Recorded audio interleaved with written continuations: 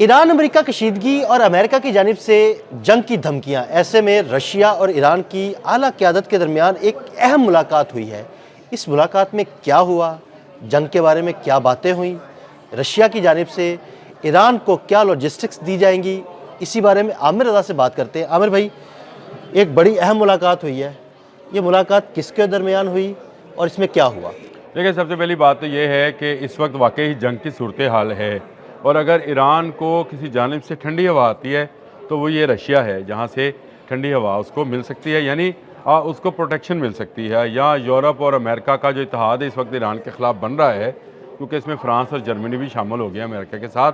ये शायद आपके लिए नाजरीन के लिए ख़बर है, आपके लिए तो नहीं, नाजरीन के लिए ख़बर है कि फ़्रांस और जर्मनी ने भी अमेरिका का साथ देने का ऐलान कर दिया है। ऐसे में ईरान की सुप्रीम कौंसल सिक्योरिटी कौंसिल के जो अली रिहानी हैं, उन्होंने मुलाकात की है, और इस मुलाकात की कंफर्मेशन जो है क्रेमलिन से जारी हुई है। यानी क्रेमलिन उनका सरकारी, आप समझें कि उनके सरकारी जो सदारती महल है, वहाँ से जारी की गई है। व्लादिमीर पुतिन के साथ ये मुलाकात हुई है, और सिर्फ ये मुलाकात उन 24 घंटों के बाद हुई है जिसमें मैंने कहा था कि रशिया और ईरान में $25 बिलियन का एटमी मुआहदा हुआ है। ज़बरदस्त। ये न्यूक्लियर मुआहदा जो था $25 बिलियन का है, और इस $25 बिलियन के साथ वो एटमी रिएक्टर्स जो है वो तमीर करेगा, और उसका पहला रिएक्टर जो है इस वक्त हार्जिमान में जो उसका सूबा है ईरान का, वहाँ पर उसने काम का आगाज़ भी कर दिया। तो इसलिए मैंने ये बात आपको आपके साथ ही व्लॉग में बताई थी कि मुझे अंदेशा ये है कि रशियर्स और चाइनीज़ जो हैं वो साइंटिस्ट इस वक्त मौजूद हैं, और ईरान का बड़ी तेज़ी के साथ दिफाई निज़ाम जो है उसको मुतहर्रिक किए हुए हैं। ये निज़ाम जो है इसके पीछे रशिया है। और आप ये बात ज़रा जहन में रखें कि ऐसी जंग की सूरत हाल में जिस वक्त अमरीकी बहरी बेड़ा मौजूद है, डोनाल्ड ट्रंप धमकियाँ लगा रहे हैं, मसूद पज़ेश्कियान और अब्बास अराग़ची जो है वो उसके ऊपर धमकी के ऊपर धमकी लगा रहे हैं, जो भी आप करें धमकी पर धमकी लगा, यानी दोनों तरफ से रद्द अमल दिखाया जा रहा है। ऐसे में व्लादिमीर पुतिन का एक मुल्क की सिक्योरिटी कौंसिल के सरबराह से मुलाकात करना, ये किसी प्रेसिडेंट से मुलाकात, सुप्रीम कमांडर से मुलाकात नहीं है, ये फौजी सिक्योरिटी कौंसिल से मुराद उनकी, इसी तरह समझे उनके आर्मी चीफ ने मुलाकात की है, यानी उनके फील्ड मार्शल ने मुलाकात की है। आप इसको इस एंगल से लें तो ये इसमें क्या बाहमी तल्लुकात पर बात हुई होगी, क्या कोई तजारत, कोई गंदम का लेन देन हुआ होगा या तेल का लेन देन मामलात पर ही बात हुई इस पर न्यूक्लियर मामलात पे बात हुई होगी। जो मैं ये $25 बिलियन है, आपको अंदाज़ा है कि ये $25 बिलियन रूबल्स में कितने बनते होंगे, और ईरानी अगर तुमन में देखे जाएं या दरहम में देखे जाएं तो क्या, रियाल में भी देखे जाएं तो क्या बनते होंगे। $25 बिलियन रशिया के लिए बहुत बड़ी, समझे कि उसके लिए उसकी मईशत के लिए बड़ी ज़रूरी है, क्योंकि वो एक जंग लड़ रहा है, ऑलरेडी वो इस एक जंग में इन्वॉल्व है, लेकिन इस जंग में अब रशिया आ गया है। इस एक मुलाकात में इस एक सतर की ख़बर ने पूरी दुनिया को इस वक्त हिला के रखा हुआ है।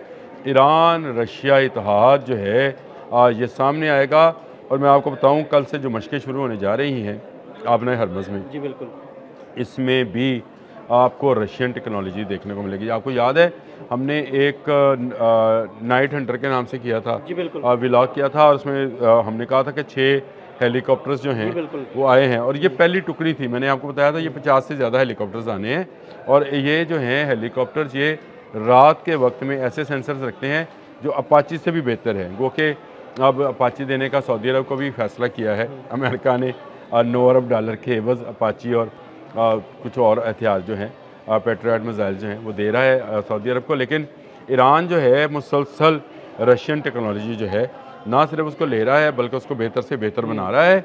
और आपको ये 2 रोज़ा मशक़ें जो कल से जिनका आगाज़ होगा, इसमें भी आपको नज़र आएगा कि रशिया खुलकर सामने आया है। ये एक मुलाकात और ये 2 सतर की 3 सतर की ख़बर जो जारी की गई कि ये मुलाकात हुई, और उसमें मशरिक़ वस्ता की मौजूदा सूरत हाल पर तबादला ख्याल किया गया। आमिर भाई, रशिया खुलकर सामने आ गया। अगर रशिया के लोग इस वक्त ईरान में मौजूद हैं या चाइना के लोग ईरान में मौजूद हैं, तो अमेरिका के लिए क्या पैगाम है, और क्या उनकी मौजूदगी में अमेरिका ईरान पर हमला कर सकता है? कर सकता है। अगर आपने मुझसे सवाल किया है तो इसका जवाब ये कर सकता है। लेकिन अगर कर सकता है तो इसका मतलब है कि सीधी दुश्मनी चाइना और रशिया से भी शुरू हो देखिए, जाएगी। अमेरिका इस वक्त एक बड़ी एटमी जंग को हवा दे रहा है, ये समझना चाहिए। वेनेजुएला में भी तो चाइनीज़ और रशियंस जो थे वो काम कर रही थी, कंपनीज काम कर रही थी, तो चाइनीज़ और रशियन मौजूद थे, तो उसके जवाब में उसने किया। अब रात उसने ये कहा, डोनाल्ड ट्रंप ने, कि वेनेजुएला से बड़ा बहरी बेड़ा जो है, हाँ या जी, फ्लोटिला, फ्लोटिला कहते हैं मुख्तलिफ कश्तियों के कम्बिनेशन को। फ्लोटिला से मतलब लोग को समझाना भी ज़रूरी है कि समुंदर में तैरते हुए मुख्तलिफ अनवाओ अक़साम की कश्तियों के ग्रुप को एक फ्लोटिला बड़ा कहते हैं, काफिला या एक बड़ा ग्रुप होता है। इसको फ्लोटिला कहते हैं। तो उसने उसका जिक्र किया फ्लोटिला का, तो इसका मतलब ये है कि डोनाल्ड ट्रंप कुछ ऐसी ऑप्शंस पर सोच रहा है, और ये जंग जो है ये आगे निकल कर जाएगी। ये कहना कि ईरान में क्योंकि रशियन साइंटिस्ट हैं या चाइनीज़ साइंटिस्ट हैं तो वो हमला नहीं करेगा, हमला किस तरह से करेगा हमें सोचना ये चाहिए, यानी हमें इस पर काम करना चाहिए कि इस वक्त डोनाल्ड ट्रंप क्या सोच रहा है। यानी ईरानियों को ये बात जो है वो बावर होनी चाहिए कि वो किस तरफ से हमला कर सकता है, और मेरा ख्याल है समंदर से ही ज़्यादा इम्कान है, जो कि ईरान ने आपने हरमज़ में जो है अपनी 2 रोज़ा मशकों का आगाज़ कर दिया है। तो मैं ये समझता हूँ कि ईरान को अगर ये रशियन एड, जो कि सिर्फ अभी 2 सतर की खबर बाहर आई है, तो मैं आपको बता रहा हूँ कि मुलाकात हुई है, डिटेल्स नहीं आई है। आप उसकी जो डिटेल्स होंगी, और $25 बिलियन का मैं आपको सिर्फ 2 दिन पहले यानी 24 घंटे पहले बताया था मैंने आपको कि ये जो है $25 बिलियन जो है ये मुआहदा जो है ये एटमी रिएक्टर्स का मुआहदा है, और एटमी रिएक्टर से मुराद ये है कि उससे बिजली बनाई जाएगी।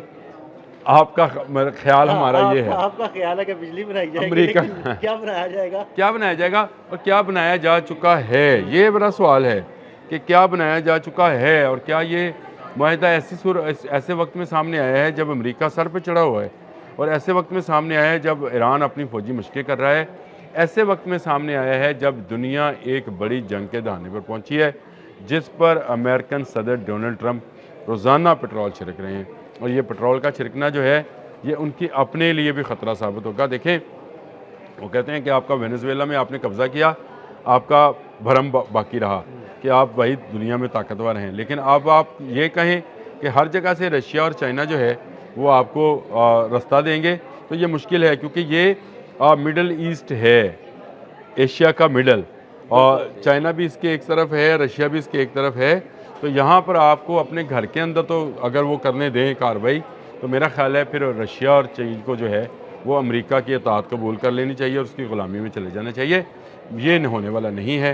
ईरान के रास्ते अमेरिका को मारा जाएगा, और जिस तरह से अफ़गानिस्तान के रास्ते रशिया को मारा गया था, ये मेरा ख्याल है। आमिर भाई, मुझे लगता है कि ये अब अमेरिका को फंसाने की पूरी चाल है जो रशिया और चाइना मिलकर तैयार कर रहे हैं। वो खुद फंस रहा है, वो आहिस्ता आहिस्ता फंसता चला, धंसता चला जाएगा इस रेत में जो कि मिडल ईस्ट में मौजूद है।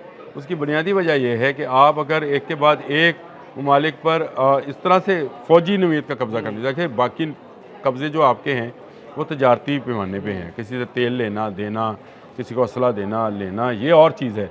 लेकिन अगर आप फ़ौजी ताकत का इस्तेमाल करना चाहेंगे तो फिर आप याद रखें कि जाना तो आपको इराक़ से भी पड़ा था और जाना आपको अफ़गानिस्तान से भी पड़ा था। तो ये जाना जो है आपका ठहरा हुआ है। चाइना और रशिया इंतज़ार में है कि अमेरिका को किसी ऐसे मुल्क में फंसाएं जहां उसको वो मार पड़े जिस तरह से रशिया के USSR के टुकड़े होकर वो सिर्फ रशिया रह गया, इसी तरह से USA भी जो है ये भी चंद रियासतों में तकसीम हो जाए, यानी मुआशी तौर पर भी उसको नुकसान हो और फ़ौजी ताकत के हवाले से भी उसको नुकसान हो। तो मेरा नहीं ख्याल कि ये ईरान जो है एक ऐसी मीठा लॉलीपॉप है जिसको आराम से डोनाल्ड ट्रंप जो है अपने मुंह में रखकर चूसते रहेंगे। ये उनके लिए कांटों भरा एक फल होगा जिसको ना वो चबा पाएंगे ना उगल पाएंगे, और रूस और चीन मिलकर ईरान में अमेरिका को सज़ा देंगे, याद रखें। बहुत शुक्रिया आमिर रज़ा जी। बिल्कुल, आमिर रज़ा ने बड़ी तफसील के साथ इस सारे मामले पर रोशनी डाली और ये भी बताया कि दरअसल इस मुलाकात का मकसद क्या था। अदील अहमद और आमिर रज़ा को इजाज़त दीजिएगा। अल्लाह हाफ़िज़।